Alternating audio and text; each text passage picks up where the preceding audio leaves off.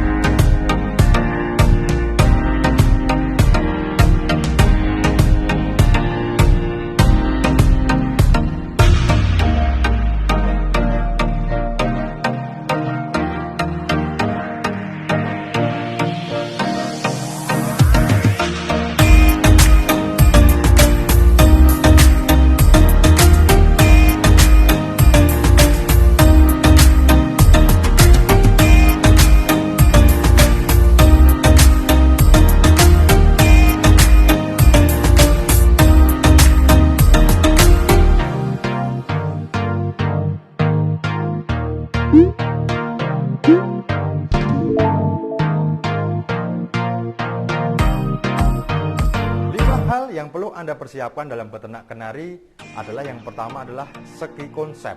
Apa itu konsep? Konsep adalah tujuan kita atau arah beternak kita mau kemana.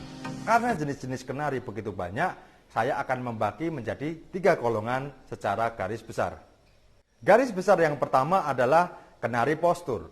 Kenari postur memiliki ciri khas yang berbeda dengan kenari-kenari lainnya karena menonjolkan dari segi karakteristik postur masing-masing. Salah satu primadona kenari postur di Indonesia khususnya adalah kenari Yorkshire dengan karakteristik memiliki tubuh yang gagah, juga cukup besar, juga mempunyai nilai jual yang tinggi. Yang kedua adalah kenari Scott Fancy, memiliki ciri khas seperti ngece atau kalau bunyi seperti burung ngawat. Kalau orang lapangan istilahnya ini yang paling digemarin juga. Karakteristik ngawat. Ada juga jenis Belgi Boso memiliki karakteristik seperti burung bungkuk dan juga memiliki irama ataupun gaya yang cukup indah. Ada juga kenari Rasmi. Ada juga kenari YS Rasmi yang sekarang lagi tren karena YS Rasmi memiliki tubuh yang cukup bagus, besar seperti YS namun panjang seperti band Rasmi. Jalur atau golongan yang kedua adalah kenari warna. Kenari warna ini adalah kenari yang mempertontonkan atau mempunyai karakteristik yang begitu indah di warnanya atau di coraknya. Di antaranya adalah kenari lizard memiliki karakteristik seperti kadal. Ada juga kenari merah. Ada juga kenari agate, itu juga termasuk kenari warna. Dan banyak lagi varian yang mungkin kita juga belum begitu familiar untuk mendengar kenari-kenari tersebut. Yang ketiga adalah golongan jenis kenari kicau ataupun mempunyai karakteristik dalam pembawaan lagu ataupun intonasi pembawaan lagu burung kenari tersebut. Banyak sekali variannya atau banyak sekali jenisnya, salah satunya atau diantaranya adalah Spanish Trimbado, memiliki karakter yang cukup bagus untuk ada timbe-timbenya. Ada juga water slagger, memiliki ciri khas seperti gemercik air. Ada juga kenari roller. Jenis-jenis tersebut memiliki banyak sekali kelemahan, kelebihan, karakteristik sendiri-sendiri. Maka dengan itu kita juga harus perlu menentukan konsep dan arah ternak kita agar kita bisa menciptakan karya ataupun anakan yang sesuai dengan apa yang kita bayangkan atau apa yang kita tuju. Yang kedua adalah persiapan kita dalam beternak adalah berbicara mengenai kandang. Kandang ternak adalah sangatlah penting karena kandang ternak kita harus menyesuaikan dengan kondisi ataupun medan yang kita alami di rumah ataupun tempat yang akan rencana kita akan buat berternak. Di antaranya adalah kandang besi. Kandang besi adalah kandang yang cukup mobile untuk kita pindah-pindahkan atau kita jemur atau kita cuci sangatlah mudah. Dia mempunyai kelebihan, dia lebih tahan dengan air, namun sisi lain juga ada kelemahan juga karena rongga-rongga yang begitu besar, biasanya juga angin terlalu banyak untuk masuk ke menyerang kenari. Yang kedua adalah kandang kayu atau kandang gantung seperti yang saya pakai di belakang ini, cukup mudah ditemui di pasar-pasar di daerah kita. Dia juga memiliki karakteristik yang cukup dingin juga karena dia berbahan kayu, namun kelemahannya dia tidak kuat dengan air. ada juga kandang baterai yang nomor 3. Kandang baterai ini adalah bahan yang biasanya kotak yang bahan dasarnya adalah multiplex. Itu cukup rapi juga, cukup bagus juga untuk dilihat, namun juga memiliki banyak kelemahan.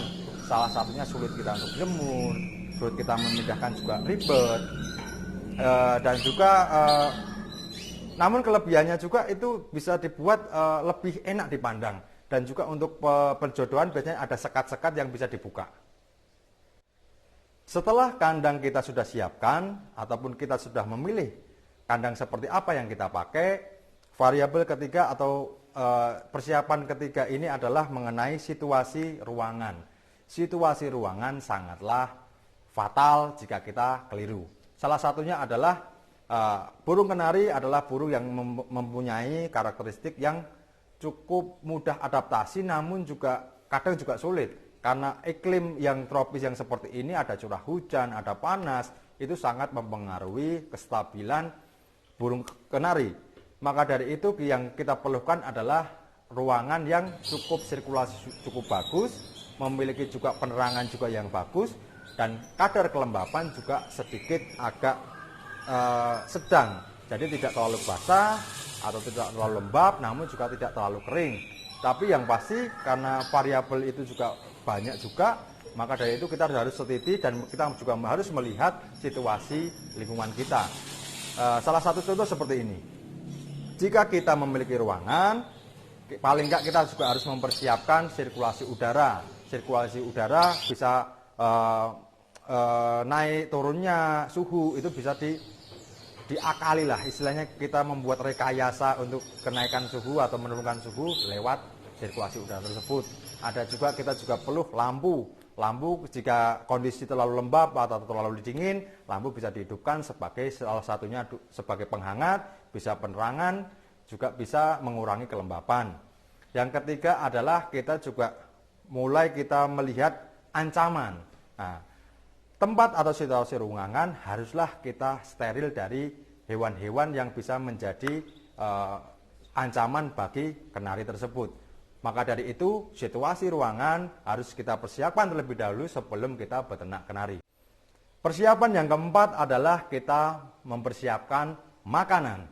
Makanan kenari utamanya adalah biji-bijian. Dia juga membutuhkan otek, dia membutuhkan kenari seed, ada biji heifer, ada juga niger, ada juga millet, dan lain-lain. Itu sangat diperlukan bagi kenari.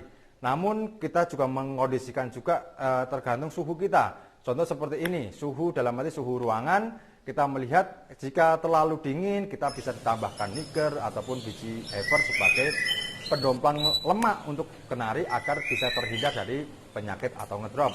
Namun jika kondisinya sedang panas atau cuaca lagi musim panas, kita tambahkan biji sawi sebagai salah satu pereda juga atau peredam panas tubuh dari kenari tersebut. Karena pakan tersebut sangatlah penting, kita juga harus mempersiapkan juga secara detail, secara komposisi, secara gizinya harus sesuai dengan apa yang kita akan berikan kepada burung kenari. Setelah makanan kita bijian sudah kita dapatkan, kita beralih ke extra fooding. Extra fooding ini adalah mengenai sayuran atau makanan tambahan seperti sidi, egg food, dan lain-lain. Untuk makanan, setelah makanan dan extra fooding sudah kita temukan atau sudah kita beli atau kita persiapkan, persiapan selanjutnya adalah kita mempersiapkan vitamin. Vitamin ini sangatlah penting kawan-kawan, karena vitamin ini menjadi benteng utama kenari untuk terhindar dari bibit-bibit penyakit. Maka dari itu vitamin sangatlah tepat untuk diberikan, apalagi burung-burung yang baru datang pengkondisian di ruangan ternak kita. Setelah kita menyiapkan makanan, extra fooding, dan vitamin yang sesuai dengan apa yang kita harapkan, selanjutnya adalah kita menyiapkan obat-obatan. Kenapa itu penting? Karena obat-obatan sebagai pertolongan pertama jika kenari kita mengalami sakit. Seputaran penyakit dalam kenari seperti penyakit kaki, penyakit nafas, kadang kutu, juga cacing, juga senot, itu sangatlah mudah sekali menjangkit terhadap burung kenari kita. Maka dari itu kita juga antisipasinya, kita juga selain tadi makanan, ada vitamin, juga kita juga perlu adanya obat-obatan yang bisa dibeli di kios-kios pasar ataupun toko-toko tempat makanan burung itu di daerah masing-masing, ataupun juga rekomendasi dari teman-teman atau mungkin saudara-saudara yang sudah ternak kenari duluan atau sudah lama juga di kenari, bisa meminta rujukan ataupun rekomendasi obat-obat apa yang bisa dipakai. Yang terakhir, nomor 5, dalam menyiapkan persiapan kita untuk beternak kenari adalah pola rawatan. Pola rawatan ini akan kita bagi menjadi 3 hal. Yang pertama adalah pola rawatan sebelum kita beternak. Yang kedua adalah pola rawatan sewaktu kita beternak.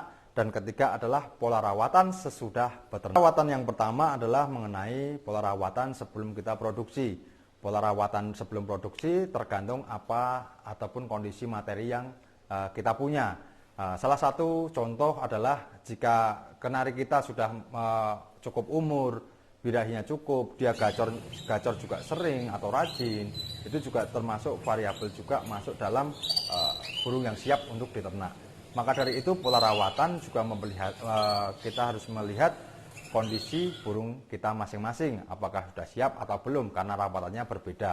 Untuk secara jelasnya mungkin di video berikutnya mungkin ada pola rawatan tentang burung kenari sebelum masa produksi. Yang kedua adalah pola rawatan waktu produksi. Setelah kita sudah merawat burung sebelum produksi itu sampai titik birahi yang puncak atau burung siap, kita kembali ke pola rawatan waktu produksi. Pola perawatan waktu produksi sangat dipengaruhi oleh makanan. Maka dari itu, makanan di waktu masa produksi kita harus tingkatkan, dalam arti tingkatkan kualitas, tingkatkan kuantitas. Karena waktu burung produksi sangatlah memerlukan vitamin atau gizi yang banyak sebagai untuk pembentukan cangkang telur ataupun kestabilan hormon birahi dari jantan maupun betina. Yang ketiga adalah pola rawatan sesudah produksi. Pola rawatan sesudah produksi ini juga sangat penting juga karena akan berimbas kepada produksi selanjutnya. Maka dari itu pola rawatan sesudah produksi, setelah burung itu sudah mengalami proses ngawin di waktu produksi, bertelur, angrem, dan juga loloh, itu pasti juga mengeluarkan energi yang banyak dan stamina yang banyak terkuras. Maka dari itu setelah produksi kita mulai pola rawatan, mulai jemur lagi, mulai kasih makan sayuran ataupun extra pudding atau mungkin diumbar agar staminanya biar fit lagi dan bisa diternak di periode berikutnya. Itulah 5 hal yang harus kita persiapkan dalam memulai atau beternak kenari. Yang rangkumannya seperti salah satunya adalah nomor 1 adalah konsep tadi, kita menentukan konsep, arah tujuan kita ternak, apakah kita juga memakai sistem kawin cabut atau sistem kom, ada juga kita membahas tentang kandang, juga kita membahas tentang situasi ruangan kandang, atau itu berkaitan dengan suhu ataupun kelembapan. Yang keempat itu mengenai makanan, vitamin dan obat. Yang terakhir mengenai pola rawatan sebelum produksi, waktu produksi dan sesudah produksi. Namun persiapan 5 hal itu menurut saya, mungkin menurut teman-teman berbeda, itu punya hak dan ataupun punya cara sendiri-sendiri, karena kita beternak itu tidak selamanya kita sesuai seperti orang lain. Tapi secara garis besarnya saya memberikan informasi tentang 5 hal yang perlu kita persiapkan dalam beternak kenari. Walaupun itu sebagai teori dan untuk tingkat kesulitan ataupun nanti ada kesulitan pasti harus kita praktekkan dahulu. Teori tanpa praktek juga tidak ada gunanya. Maka dari itu yang pertama untuk para kenari mania yang ingin belajar ternak, yang pertama harus konsisten juga, harus bersabar, harus mencoba, jangan takut gagal, karena gagal itu awal dari kesuksesan, kata orang-orang yang seperti itu ya. Tapi kalau untuk sukses ya kita jangan, kalau bisa jangan gagal, kan seperti itu. Semoga video ini bermanfaat bagi teman-teman. Jangan lupa komen ataupun saran atau dukungan silahkan komen atau tulis di kolom komentar. Semoga kita bisa membuat video-video yang lebih menarik ataupun video-video yang lebih memberikan inspirasi bagi teman-teman.